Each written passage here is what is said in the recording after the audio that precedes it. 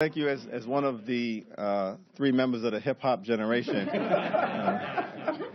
on the stage, although my kids don't necessarily think so right now. But it's an honor and a privilege to be part of this wonderful group, the leadership of Nancy Pelosi and Jim Clyburn, and as Representative Richmond indicated, to help relay to a different generation of Americans the importance of the struggles that have occurred in the past, the progress that has been made, as well as the need to continue to move forward to address some of the issues that are relevant related to the relationship between the police and the community, college affordability, access to a changing job market.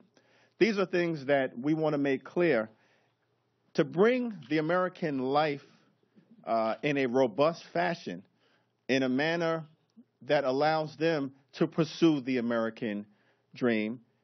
Voting is a key to translating their ideals, their values, their aspirations into public policy. And I look forward to being part of that moving forward. And the last thing I'll just add is that traditionally, subsequent to 1965, voting rights, which is fundamental to the integrity of our democracy in America, has been relatively non-controversial in Washington, D.C.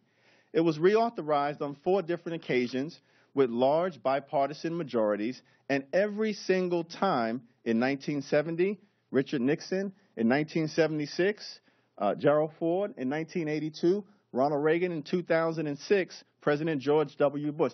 Every single time the Voting Rights Act was reauthorized, large bipartisan majorities signed into law by a Republican president. There is no reason in this Congress we shouldn't be able to do the same.